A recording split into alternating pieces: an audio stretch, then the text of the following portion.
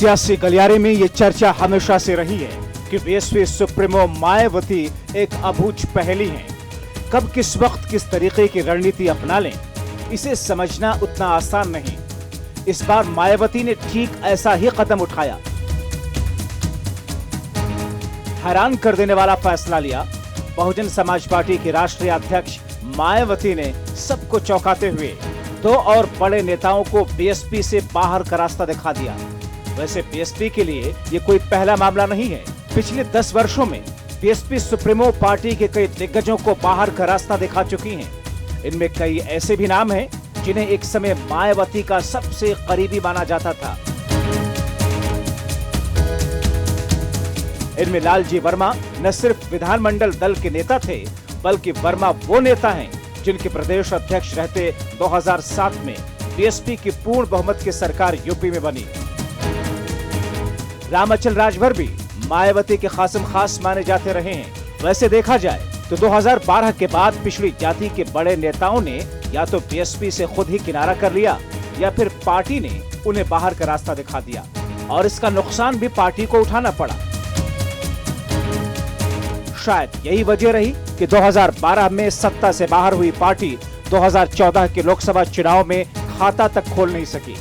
2017 विधानसभा चुनाव में सिर्फ 19 सीटों तक सिमट कर रह गई।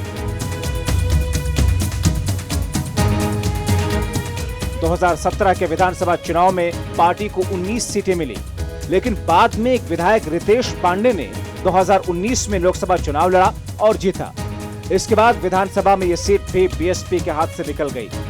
राज्यसभा चुनाव में पार्टी विरोधी गतिविधियों में शामिल होने पर बीएसपी ने 7 विधायकों को निलंबित कर दिया और इससे पहले पार्टी 2 विधायकों को पहले ही निलंबित कर चुकी थी।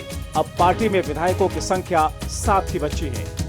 ऐसे में सवाल उठता है कि बीएसपी प्रमुख मायावती की राजनीति किस रास्ते पर है। क्या वो अपने राजनीतिक गुरु स्वर्गीय काशीराम की राजनीति से अलग अपनी राजनीति कर रही हैं?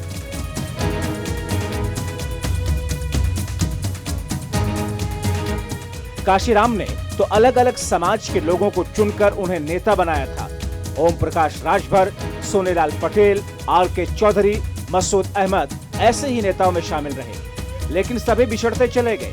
अब बड़ा सवाल ये उठता है कि बड़े नेताओं को पार्टी से निकालने का बीएसपी सुप्रीमो का ये सिलसिला कब थमेगा।